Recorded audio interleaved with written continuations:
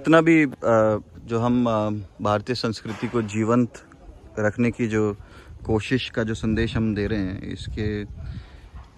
इसके संदर्भ में हम पंडित राकेश वशिष्ठ जी से उनके विचार जानने की कोशिश करेंगे। पंडित राकेश वशिष्ठ जी। मैं हिंदू जागरण मंच की तरफ से आज मेरे बेटे का जन्मदिन है और मैं उसको गौशाला लेकर आया हूँ। पिछले 7-8 साल से वो गौशाला जा रहा है और हर अपने जन्मदिन पे कम से कम 5 पौधे लगाता है। और आज उसके लगाए हुए पेड़ छायादार वृक्ष बने हुए हैं, फलदार वृक्ष बने हुए हैं, जिनसे सारे लोग लाभ लेते हैं। घर परिवार के, यार, रिश्तेदार और जितने भी मेरे मित्रगण हैं, जब भी वो फार्म हाउस पे जाते हैं तो उनको लगता है कि हाँ, जन्मदिन पे हमें ऐसा करना चाहिए। तो मैं सबको ये संदेश देना चाहूँगा कि अपने अपने परिवार में किसी का भी जन्मदिन हो या किसी की शादी की सालगिरह हो, सब लोग अपने शादी की सालगिरह पे गौशाला जाएं और 2-2 वृक्ष कम से कम लगाएं और उनका लालन पालन जब तक करें जब तक वो बड़े ना हो जाएं, छायादार ना हो जाएं। तो सबसे मेरी हाथ जोड़ के विनती यही है कि गौशाला जाएं अधिक से अधिक और गौशालाओं के साथ जुड़ें और अपने साथियों को भी जोड़ें। गौ माता एक ऐसा हमारे भगवान का रूप है जिससे आदमी की हर मनोकामना पूर्ण होती है। हम अलग देवी देवताओं की पूजा करते हैं, लेकिन गौ माता ही एक ऐसी गौ माता है जिससे आपकी हर मनोकामना, आप सवेरे उठ के गौ माता के दर्शन करें, पैरों की धूल माथे पे लगाएं और किसी भी शुभ कार्य के लिए जाएं तो आप अपने काम में सक्सेस होंगे और आपको कामयाबी मिलेगी। गौ माता की अगर आप परिक्रमा कर लेते हैं, 7 चक्कर लगा लेते हैं, तो सारे तीर्थों का लाभ आपको गौ माता के दर्शन से मिल जाता है। और उसके गौ माता के चारों तरफ चक्कर लगाने से आपके सारे तीर्थ पूरे होते हैं। इसलिए ज़्यादा से ज़्यादा लोग आके गौशाला में गौ माता की सेवा करें और शाम को सभी लोगों एक दीपक गौ माता के गाय के घी का जलाएंगे तो गाय माता के दूध का, गाय माता के घी का, इसकी उत्पादकता बढ़ेगी और ज़्यादा से ज़्यादा गाय माता को पालने का लोग काम करेंगे। बस यही मेरा निवेदन है सबसे। तो आत्मनिर्भर भारत की जब हम परिकल्पना करते हैं और आधुनिकता की तरफ पीछे भागते भागते हम अपने पौराणिक जो सभ्यताएं हैं, जिनमें गौ माता का देखिए दूध भी वो हमें देती हैं, घी भी हमें देती हैं, और आत्मनिर्भर भारत की अगर एक बात करें, अगर आप उस कंसेप्ट से भी जाएंगे तो इसके बारे में आप किस तरीके से गौ माता का आत्मनिर्भर भारत बनने में एक योगदान देखते हैं? आज हम भारतवासी गौ माता का महत्व भूलते जा रहे हैं। सबसे ज़्यादा अमेरिका ने पेटेंट गौ माता के ऊपर ले रखे हैं, जैसे गौमूत्र, गौ अर्क, गोबर के कंडे जो पूजा में यूज़ होते हैं। आप गौ अर्क लेते हैं तो आपको ज़िंदगी में कैंसर की कभी बीमारी नहीं होगी। सवेरे आप खाली पेट अपने गौ अर्क लें तो उससे आपको शरीर में जितने भी पॉल्यूशन के तत्व हैं वो सारे ख़त्म होते हैं। और ज़्यादा से ज़्यादा गाय के प्रोडक्टों का बढ़ावा करें, जिससे दूध लें, दही लें, मक्खन लें, घी लें, और उससे गौ माता का प्रोडक्ट आज 60 रुपये का आधा लीटर गौ अर्क आता है और दूध बिकता है 40 रुपये लीटर। तो गौ माता का महत्व इतना है, जो बच्चे बचपन से ही गाय का दूध पीते हैं वो फुर्तीले, बुद्धिमान और बच्चों से एक्स्ट्रा देखने में आपको मिलेंगे। और जिन लोगों ने भी आज तरक्की करी है, कहीं ना कहीं वो लोग गौ माता की सेवा में लगे हुए हैं और आज भी लगे हुए हैं और वो लोग बहुत तरक्की पे आगे बढ़ते हैं। हमारे रुपेश भाई हमारे बीच में आए हुए हैं जो ऊंचे गांव गौशाला का संचालन करते हैं। मैं हिंदू जागरण मंच की तरफ से इस गौशाला, ऊंचे गांव गौशाला से जुड़ा हुआ हूँ। तो अब मैं चाहूँगा कि रुपेश भाई गाय के बारे में 2 शब्द कहें, गौ माता के बारे में। नमस्कार। सनातन धर्म को हम मानते हैं, अनुयायी हैं सनातन धर्म के, और सनातन धर्म कहता है कि हमारे धर्म का, पृथ्वी का जो आधार है वो गौ माता है। विश्व में जितने भी प्रकार के तत्व हैं जो हमें धरती से मिलते हैं, वही तत्व हमें गाय के दूध से और गौमूत्र से हमें प्राप्त होते हैं। और एक अनुपातिक जो संबंध है पृथ्वी का, गाय का और मनुष्य का है, तो यदि मनुष्य गाय से जुड़ता है तो उसको जो है उसके उत्पादों का प्रयोग करता है तो उसके शरीर में किसी भी तत्व की कमी नहीं होती है और वो बिल्कुल आजीवन जो है स्वस्थ रहता है। गुणों की तो गौ माता खान है, इतने शॉर्ट स्पैन में तो बता भी नहीं सकते हैं कि गाय में कितने गुण हैं। दूसरा ये है कि धरती के ऊपर साक्षात जो है सूर्य की प्रतिनिधि अगर कोई है तो वो गाय है।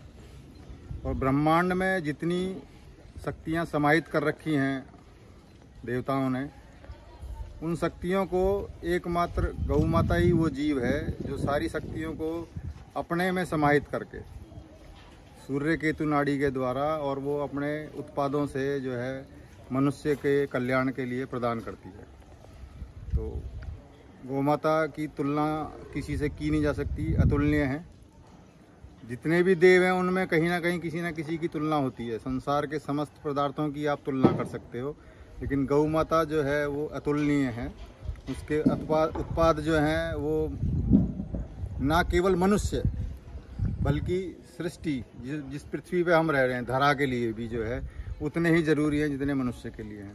तो मेरा निवेदन है खासकर सनातन धर्म को मानने वाले, हिंदू धर्म को मानने वाले सभी अनुयायियों से कि ज़्यादा से ज़्यादा जो है गौ उत्पादों का प्रयोग करें और गौ रक्षा करने में जो है वो सहयोग करें गौ भक्तों का, गौ पालकों का। तो आप एक बहुत बड़ा, रुपेश भाई, जो मैं अक्सर राकेश भाई से बातें करता हूँ और इस बारे में हमारी विस्तृत चर्चा होती है कि अगर हम यूरोप के काफ़ी देश जैसे बेल्जियम और फिनलैंड और इन सभी की अगर बात करें, माफ़ कीजिएगा फिनलैंड नहीं, अगर बेल्जियम की हम स्पेशली बात करें, ब्राज़ील की अगर हम बात करें, तो यहाँ के जो उत्पाद हैं, जो चीज़ है और जो यहाँ की चॉकलेट्स हैं, ये सभी जो है इनका मुख्य जो ये उत्पादक देश हैं, ये सब गायों के दूध से लगभग बनाई जाती हैं और पूरे विश्व में इनकी प्रसिद्धि है।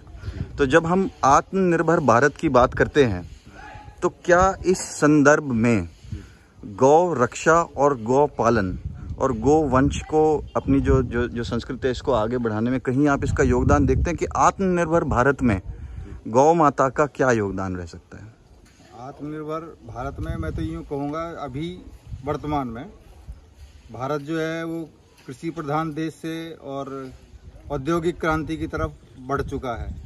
हर चीज़ को जो हम उद्योग से जोड़ रहे हैं, लेकिन मेरा मानना आज भी ये है और मेरे अलावा और भी जो गाय से जुड़े हुए लोग रहे हैं, विशेषज्ञ रहे हैं, उनका सबका यही मानना है केवल और केवल अगर गौ माता ही और गौ माता पे ही हम अगर केंद्रित करें तो हमारे देश की जो अर्थव्यवस्था है केवल गाय से ही जो है वापस उस स्वर्णिम दौर में जा सकती है जब भारत को सोने की चिड़िया कहा जाता था। एक बहुत बड़ा योगदान जो है गौ माता की अगर हम आगे बढ़ाएं तो इस कड़ी को, ये बहुत बड़ा उत्पादन करके, इसमें जब हम कृषि प्रधान देश हैं, लगभग 70% जनता हमारी कृषि के कार्यों से जुड़ी हुई है, तो उसमें एक बहुत बड़ा योगदान गौ उत्पाद जो हैं उनमें हम आगे जा सकते हैं। बहुत बड़ा एक महत्वपूर्ण संदेश हम देना अपने पाठकों को चाह रहे थे। अगर आप किसी गौशाला में नहीं जा सकते हैं तो भी आप अपने आसपास गौ पालन कर सकते हैं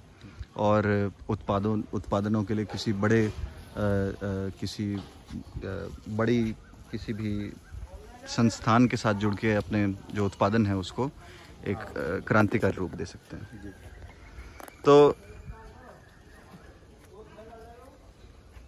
जो आज की डेट में अगर आप गौ प्रोडक्टों की बात करते हो तो बाबा रामदेव, स्वदेश, हमारे ऐसे बहुत सारे हिंदू संगठन इस कार्य में लगे हुए हैं जो गौ प्रोडक्टों का, स्वदेशी का ज़्यादा से ज़्यादा बेचने का काम करते हैं मार्केट के अंदर। जो लोग गौशालाओं तक नहीं पहुंच सकते, हर जगह, हर सेक्टर में, हर मोहल्ले में, हर गली में कहीं ना कहीं गौ रिक्शा चलते हैं और वो गौ रिक्शा जो जाते हैं वो घर घर से रोटी कलेक्ट करते हैं। आज हम दो संस्कृतियों पे काम करते हैं, एक अंग्रेजी और एक हिंदुस्तानी। हम दो ही ग्रंथों की पूजा करते हैं, एक रामायण और एक गीता। दोनों ही भगवान रहे। भगवान कृष्ण ने भी गौ माता की संरक्षण में जन्म लिया और नामकरण उनका वहाँ हुआ। गाय की सेवा में उन्होंने अपना जीवन काटा और बड़े होने के बाद जो आज भी जन्माष्टमी के उपलक्ष्य में गौ माता की पूजा होती है। भगवान राम ने कहा था कि मैं गौ सेवा नहीं कर पाया, इसलिए मैं अगले जन्म में आके गौ सेवा करूँगा। गौ सेवा करना एक मूल मंत्र है और हर आदमी को ये करनी चाहिए। जो भी आदमी आज की डेट में किसी चीज़ को करने में असमर्थ है, वो गौ सेवा करेगा तो वो अपने हर कार्य में सक्षम होगा। धन्यवाद। मैं कहूँगा बिट्टू भाई भी दो शब्द कहें, जो गौ सेवा के लिए बहुत अच्छा काम करते हैं। कहीं भी कोई जख्मी गाय होती है, उन गायों को गौशाला तक पहुँचाने का, डॉक्टरों से पट्टी करवाने का, उनका दवाई गोली उपचार करवाने का, वाहन की उपलब्धता करवाने का, और ज़्यादा से ज़्यादा जो एक्सीडेंट गाय होती हैं फरीदाबाद शहर के अंदर बिट्टू भाई उन्हों को गौशाला तक पहुंचाने का काम करते हैं। चाहे ऊंचा गांव गौशाला हो, गोपाल गौशाला हो, मवई गौशाला हो। हमारे यहाँ पे 16 गौशालाएं चलती हैं फरीदाबाद में, जिनमें 3 महत्वपूर्ण गौशालाएं हैं। एक ऊंचा गांव मवई गोपाल गौशाला और एक छायसा गौशाला। यहाँ पे सबसे ज़्यादा गाय ऊंचा गांव गौशाला में 600 के करीब गाय यहाँ पे पालन होता है। छायसा गौशाला में 1200 से 1400 गाय इनका पालन होता है। मवई गौशाला में 1300 से 1400 1900 गौओं का पालन होता है। और अपना गोपाल गौशाला जो बहुत बड़ी गौशाला है, जो विश्व हिंदू परिषद के द्वारा चलाई जाती है, और उसमें हम बहुत सहयोग करते हैं। जहाँ भी गाय के लिए सेवा की जरूरत पड़े, हम वहाँ तत्पर खड़े रहते हैं। बिट्टू भाई हमारे सबसे अग्रणी जमात में रहते हैं, जो सेवा के लिए तैयार रहते हैं। राकेश भाई ने मेरे बारे में इतना कहा, मगर मैं इस लायक नहीं हूँ कि इतना जितना मेरे से होता है मैं उतनी सेवा अपनी कोशिश रहती है। और गौ माता के लिए जहाँ पे भी जैसा भी मेरे पे बनेगा, आज भी और आगे भी मैं वो करता रहूँगा। और कोई भी मुझे कांटेक्ट कर सकता है। मेरा मोबाइल नंबर 9990043963। एक्सीडेंट गोवंश के लिए मेरे को संपर्क भी कर सकता है, और ये सेवा हमेशा चलती रहेगी। चलिए, बिल्कुल निःशुल्क सेवा जो है, सेवा है। मैं तो ये, जिसने भी मेरी सहयोग करना है तो गो प्रोडक्ट लीजिए, वही मेरा सहयोग होगा। ये नहीं है कि आप मेरे से ही लीजिए, वो है कि भाई हम देंगे। किसी भी गौशाला जाके लो, वही मेरा सहयोग है। बहुत बड़ी बात है, बहुत बड़ी बात है। धन्यवाद राकेश भाई आपका, बिट्टू यादव आपका और रुपेश जी आपका।